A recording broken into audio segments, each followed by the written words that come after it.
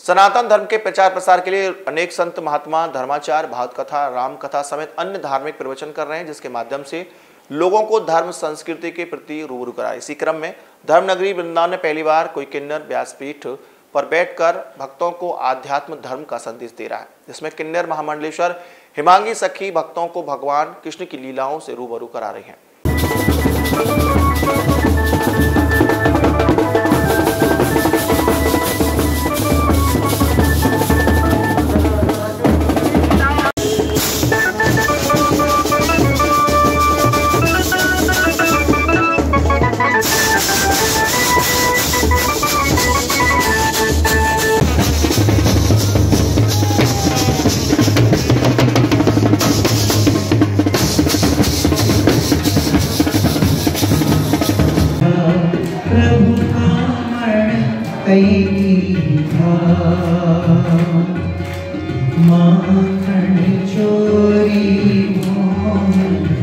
माखन चोरी मोहन चित चोरी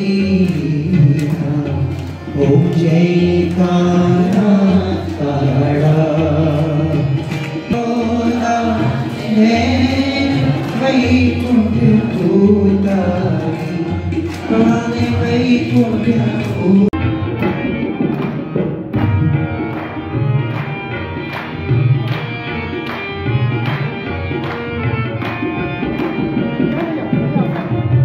उन्होंने कहा कि भगवान श्री कृष्ण एवं राधा रानी की कृपा से उनकी क्रीड़ा स्थली में वह भक्तों के साथ कथा का रसपान करा रही हैं। कहा कि भगवान की कथा का भक्तों को भ्रमण कराने में वह अपना बहुत बड़ा सौभाग्य एवं भगवान का आशीर्वाद मानती हैं। बांके बिहारी के नगरी में, राधा रानी के नगरी में जब तक राधा रानी की कृपा ना हो तब तक कथा कोई कर नहीं सकता है। मेरी तो कोई औकात नहीं, मैं कभी ये नहीं कहूँगी कि मैं कथा कर रही हूँ।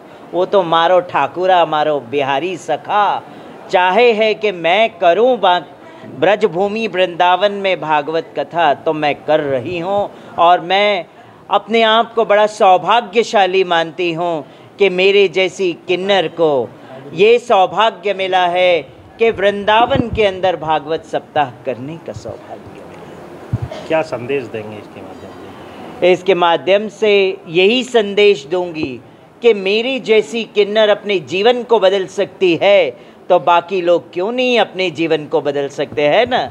अपने विल पावर को स्ट्रॉन्ग करें, अपने जीवन को बदलने की कोशिश करें। अगर हम जीवन को बदलने की कोशिश करेंगे तो हमारा जीवन बदलेगा। अगर हम जीवन को बदलने की कोशिश नहीं करेंगे तो कभी हमारा जीवन नहीं बदलेगा। इसीलिए आप चैनलों के माध्यम से उन पूरे किन्नर समाज को ये संदेश है इसी व्यासपीठ से। जी, अब जिस तरह से आज जो राजनीति चल रही है, इस भागवत कथा के माध्यम से राजनीति में सुधार के लिए क्या संदेश देंगे? राजनीति में यही सुधार का संदेश दूंगी कि हमारा ये जो भारतवर्ष है, ये भारतवर्ष, ये हिंदू वर्ष है, ये हिंदू राष्ट्र है। और इस व्यासपीठ से मैं सरकार से यही मांग करूंगी कि हमारा ये भारतवर्ष हिंदू राष्ट्र घोषित हो और संविधान में भी बदलाव हो, क्योंकि ये समय की मांग है, ये प्रकृति की मांग है। हम सब जानते हैं आज प्रकृति भी अपना रंग रूप स्वरूप बदल रही है। क्या कारण है कि समाज में आज भी किन्नरों को वो सम्मान नहीं मिलता है जिसके वो हकदार होते हैं?